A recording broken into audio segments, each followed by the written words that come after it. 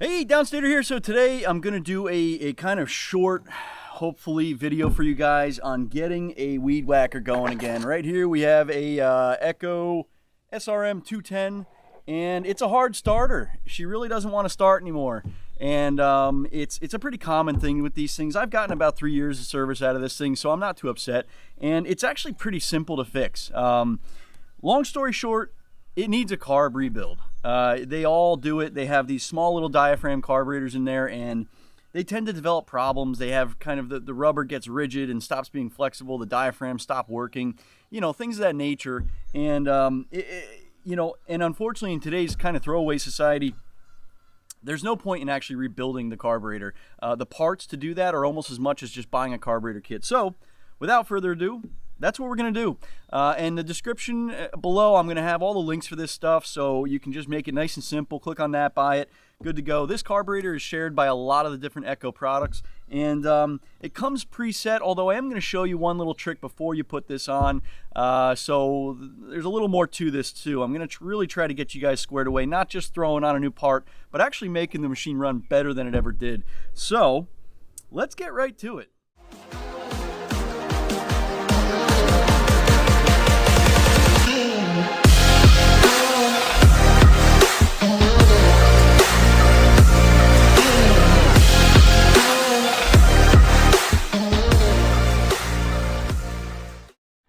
So first, let's start with the carburetor itself. These things are fairly simple. It's called a diaphragm carburetor. There's not a whole lot going on here, and that's for a good reason. These manufacturers know what they're doing. They want to keep these things simple and reliable. So what we're going to start with is, from the factory, they do block off the emissions adjustability, let's just say. So if you look at this thing on the actual bowl side of it right here, and excuse me because there is some glare from that metal, but anyway, up on this bowl side right here, I've already taken the screws off. There's a little screw right inside of here that has a brass cap on it. We're going to need to remove that first before we go any further. You can't do that once it's already on the unit. So first, when you get this thing out of the bag, take these 4 screws off. I already did that to keep it quicker, and remove the top metal plate with the priming bulb already in it. Set that aside.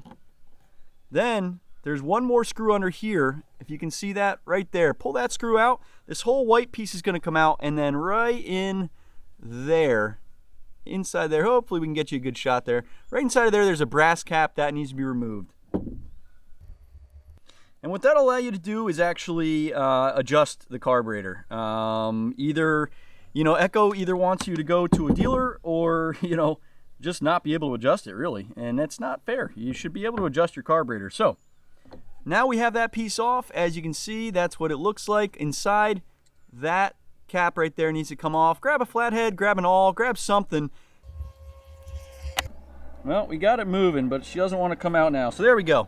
So I just used needle nose pliers after I got it to kind of start shaking loose, and boom, it's out, no problem, and we're good to go. So let's go ahead and reassemble, and then we'll start the actual install.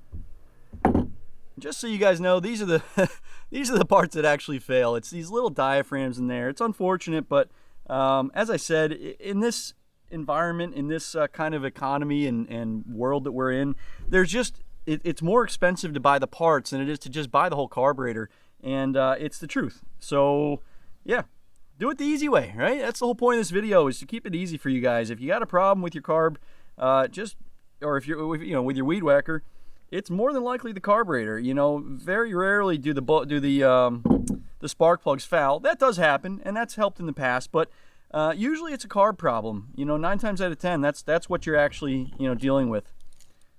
So let me go ahead and throw this back on. We're going to fast forward this, and we'll be right back. Just get these 4 screws tightened back down. And now, before you start disassembly, you want to remove the actual throttle cable from the unit. So what I like to do is just grab a set of pliers right here, just to hold it in place, and then you can move the accelerator. So as you can see, you just kind of move it, and then grab a set of needle nose to kind of direct the angle of it, so that the actual little soldered on nub right there, that should come out. Let Let me pull this out a little further so you can see here. Hopefully you're getting a good angle on the camera there. So you can actually get in there with needle nose, pull that out a bit, and then that should come up fairly easily. All right, so now you have the actual cable disconnected. That's what you want to do. Get that thing disconnected before you go any further, okay? Now, next step, go ahead and start pulling out the air filter cover.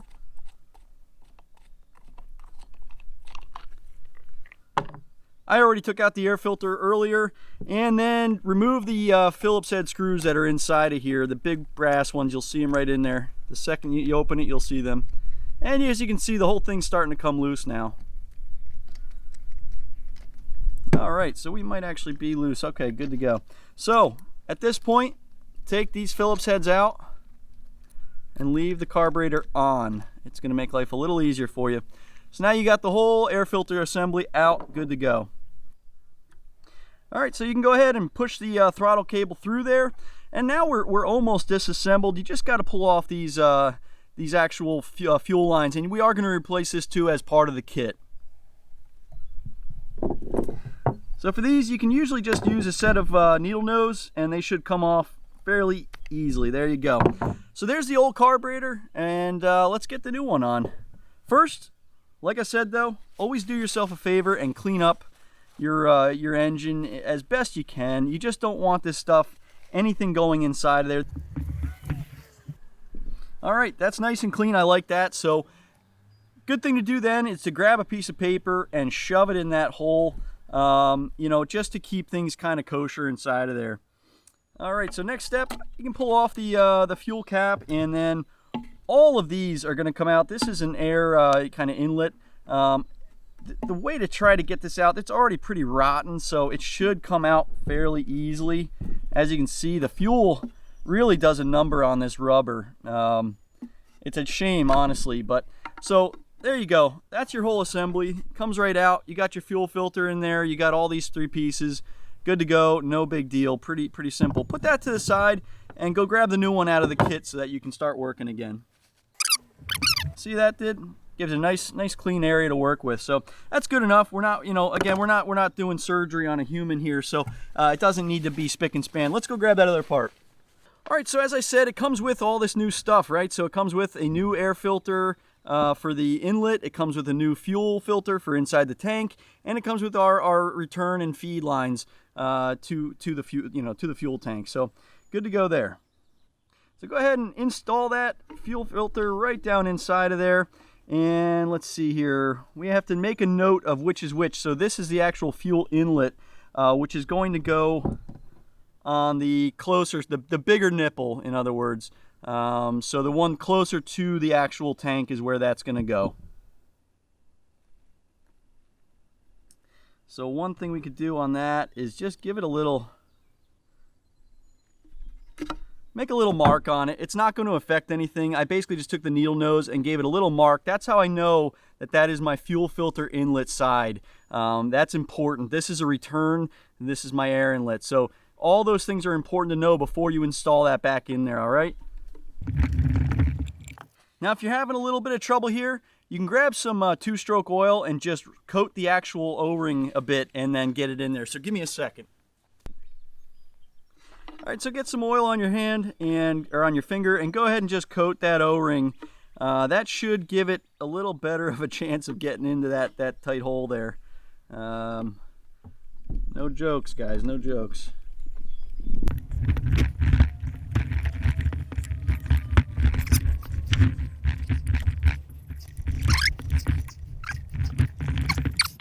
All right, so as you saw there, this is probably the hardest part of this whole job. I'm not gonna lie. It's tough to get that in there.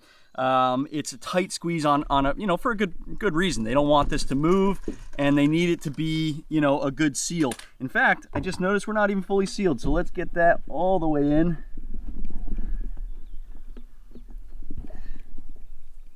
There we go. So now it's all the way in there, and we can turn it the way we need it. So this one needs to be right there, and then our air filter can go right up inside of there, and we're good to go.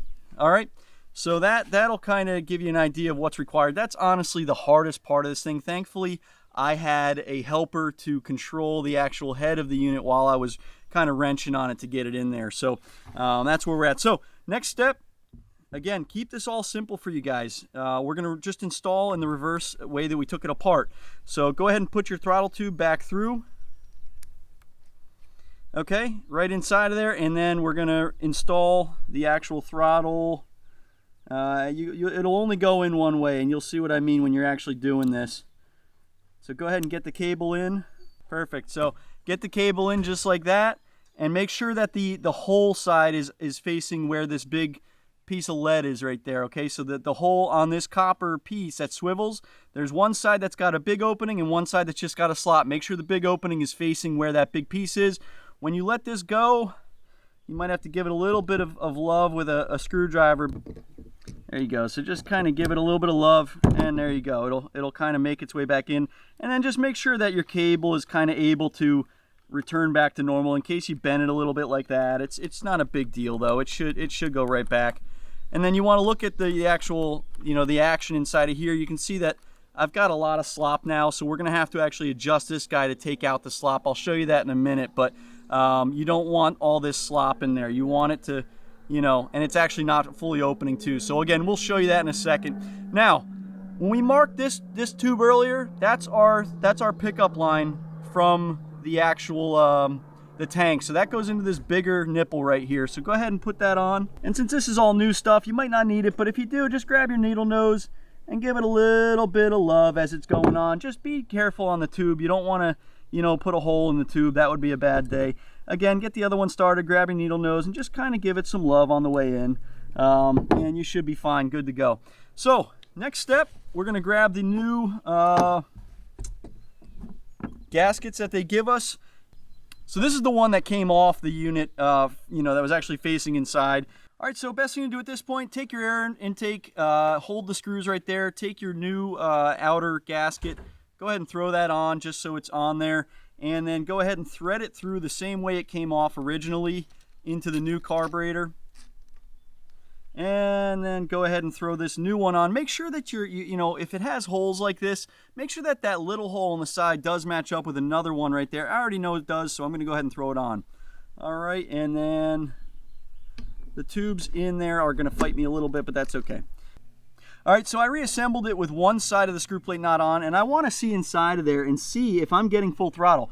So I'm not. I can tell I'm not getting full throttle because the opening is not fully open. It's a quarter closed still, which you don't want. At full throttle, this thing needs to be at full throttle. So what you'll do, you can take needle nose, you can take an actual wrench, and just back this guy out. Okay, this is your adjuster for the throttle. Back this guy out until you get to the point where you have full throttle. I'm almost there. So I'm still going to do one more turn or two, and yeah, I like that. All right, so hopefully you got a good shot in there, and that's what we're talking about. We want full opening inside of there, okay? That is critical. If you don't have that, you are in bad shape. You're not going to get the full potential out of your engine. Now that I know we're getting full throttle, I'm happy with that. There's no issue there. What we're going to do is go ahead and reinstall this plate right here, and we should be good to go. All right, so go ahead and pull that screw back out, grab this plate, put it back in, and then as you're inserting this screw, make sure that your gaskets are all lined up. This back one's going to fall out. I can almost guarantee it every time. So just make sure that guy's back in there.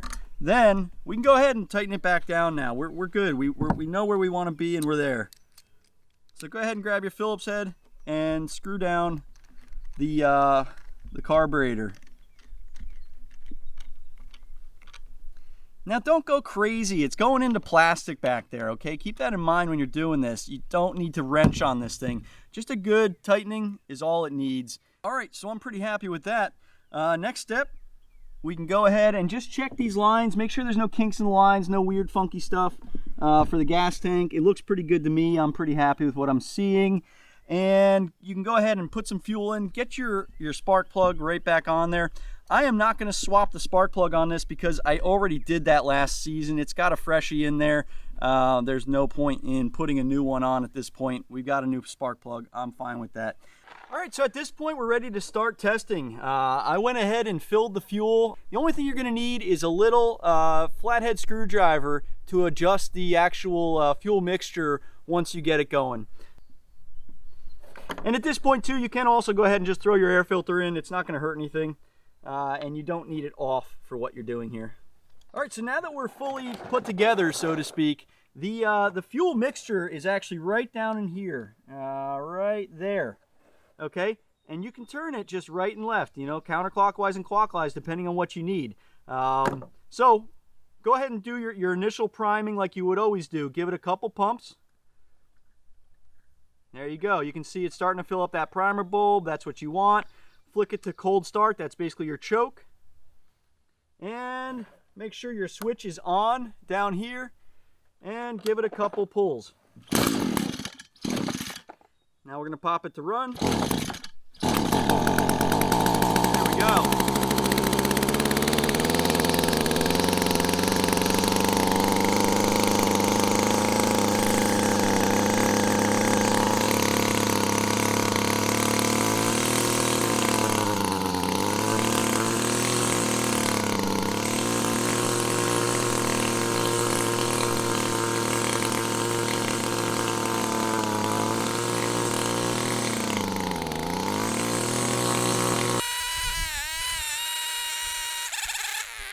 All right, so you guys saw it. It started perfectly, very easily, I would even say, and ran like a top, which is, you know, what you would expect, really. These carburetors are so simple. There's not a lot to it. As you saw too, while I was adjusting, it really didn't take much adjusting. It was an eighth of a turn each way until I got full throttle and good, response from the throttle. That's all you're really looking for. Once you have that, there's really not a whole lot harm you can do on this thing. The last thing you want to do is let go of the throttle while it's running and adjust the actual idle right here. There's a long screw that stops the throttle. Just adjust that in or out to give you an actual idle. You want it to idle. It'll make it easier for you when you're walking around, and sometimes you're going at low RPMs. So clockwise, higher idle. Counterclockwise, lower idle. At least on this model, your results may vary. All right, that's all I got. If you enjoyed this video, hey, throw me a like, throw me a thumbs up, whatever. Subscribe to all that fun stuff, and we'll get back to the motorcycle stuff soon. I just figured this might help a lot of people with their weed whackers. Don't throw them out. Stop throwing out weed whackers. They're so simple to fix, and these parts are like $14. You know, it's not a lot of money. Fix, don't throw out. All right, please. And I'm telling you, this is DIY. Most normal people with a couple hand tools can do this job. No big deal. All right. That's all I got. Thanks for tuning in. Check you on the next one.